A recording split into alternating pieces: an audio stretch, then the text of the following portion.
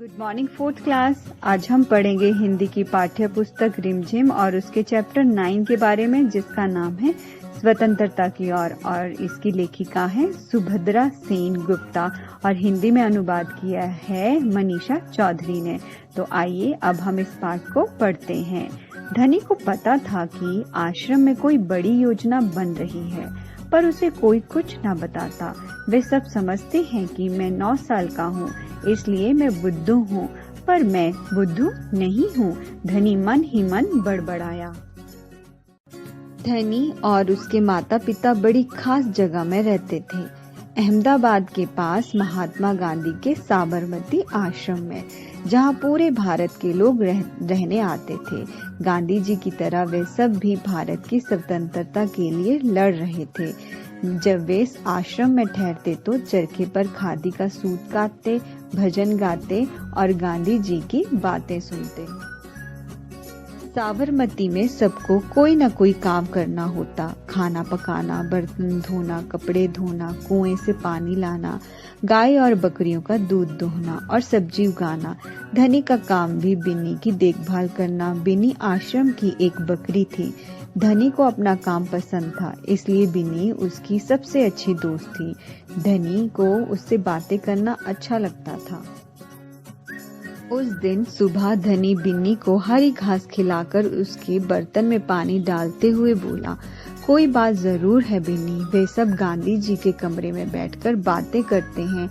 कोई योजना बनाई जा रही है, मैं सब कुछ समझता हूँ। बिन्नी ने घास चबाते हुए सिर हिलाया, जैसे कि वह धनी की बात समझ रही हो। धनी को भूख लगी। कूदती फांदती बिन्नी को लेकर वह रसोई घर की तरफ चला। उसकी माँ चूल्हा फूंक रही थी और कमरे में धुआं भरा हुआ था। अम्मा, क्या गांधी जी कहीं जा रहे हैं? उसने पूछा।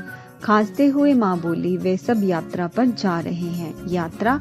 कहाँ जा रहे हैं? धनी ने सवाल किया। समुद्र के पास कहीं। अब सवाल पूछना बंद करो और जाओ यहाँ से धनी। अम्मा जरा गुस्से से बोली, पहले मुझे खाना पकाने दो। धनी सब्जी की क्यारियों की तरफ निकल गया, जहाँ बूढ़ा बिंदा आलू खोद रहा था। बिंदा चाचा, धनी उनके पास बैठ गया। आप भी यात्रा पर जा रहे हैं क्या? बिंदा ने सिर हिलाकर मना किया। उसके कुछ बोलने से पहले धनी ने उतावलेपन होकर पूछा, कौन जा रहे हैं? कहाँ जा रहे हैं? क्या हो रहा है? बिंदा ने खोदना रोक दिया और कहा, तुम्हारे सब सवालों के जवाब दूंगा, पर पहले इस बकरी को बांधो, मेरा सारा पालक चबा रही है। धनी बिन्नी को खींचकर ले गया और पास के नींबू के पेड़ से बांध दिया। फिर बिंदा ने उसे यात्रा के बारे में बताया। गांधी जी और उसके कुछ साथी गुजरात में पैदल चलते हुए दांडी नाम की जगह पर समुद्र के पास पहुंचेंगे। गांव और शहरों से होते हुए पूरा महीना चलेंगे। दांडी पहुंचकर वे नमक बनाएंगे। नमक? धनी चौंक कर उठ बैठा। नमक क्यों बनाएंगे? वह तो किसी भी दुकान से खरीदा जा सकता है। हाँ, मुझे मालूम है, बिंदा हंसा, पर महात्मा जी की एक योजना है। ये तो तुम्हें पता ही है कि वह किसी बात के विरोध में ही यात्रा करते हैं या जुलूस निकालते हैं, है ना? हाँ, बिल्कुल सही है, मैं जानता हूँ। वे ब्रिटिश सरकार के खिलाफ सत्याग्रह के जुलूस निकालते हैं, जिससे कि उनके खिलाफ लड़ सकें और भारत स्वतंत्र हो जाए। पर नमक को लेकर विरोध क्यों कर रहे हैं? ये तो समझदारी वाली बात नहीं है। बिल्कुल धनी, क्या तुम्हें पता है कि हमें नमक पर कर देना पड़ता है? अच्छा, धनी हैरान रह गया। नमक की जरूरत सभी को है, इसका मतलब है कि हर भारतवासी, गरीब से गरीब भी यह कर देता है। बिंदा चाचा ने आगे समझाया। लेकिन यह तो सरासर अन्याय है। धनी की आंखों में गुस्सा था। हाँ, यह अन्याय है। इतना ही नहीं, भारतीय लोगों को नमक बनाने की मनाही है। महात्मा जी ने ब्रिटिश सरकार को कर हटाने को कहा, पर उन्होंने ये बात ठुकरा दी। इसलिए उन्होंने निश्चय किया है कि हम दांडी तक चल कर जाएंगे और समुद्र के पानी से नमक बनाएंगे। 1 महीने तक पैदल चलेंगे। धनी सोचकर परेशान हो रहा था। गांधी जी तो थक जाएंगे। वे दांडी बस या ट्रेन से क्यों नहीं जा सकते? कि यदि वे इस लंबी यात्रा पर दांडी तक पैदल जाएंगे तो ये खबर फैलेगी, अखबारों में फोटो छपेगी, रेडियो पर रिपोर्ट जाएगी और पूरी दुनिया के लोग ये जान जाएंगे कि हम अपनी स्वतंत्रता के लिए लड़ रहे हैं और ब्रिटिश सरकार के लिए बड़ी शर्म की बात होगी। गांधी जी बड़े ही अक्लमंद हैं, है ना? धनी की आंखें चमकी। बिंदा ने हंसकर कहा, हाँ वह तो है ही। दोपहर को जब आश्रम में थोड़ी शांति छाई, धनी अपने पिता को ढूंढने निकला। वह एक पेड़ के नीचे बैठकर चरखा काट रहे थे। पिताजी, क्या आप और अम्मा दांडी यात्रा पर जा रहे हैं? धनी ने सीधे काम की बात पूछी। मैं जा रहा हूँ, तुम और अम्मा यहीं रहोगे?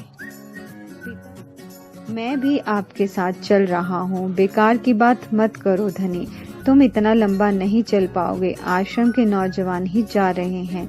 धनी ने हट पकड़ ली। मैं तो 9 साल का हूँ, आपसे तेज दौड़ सकता हूँ।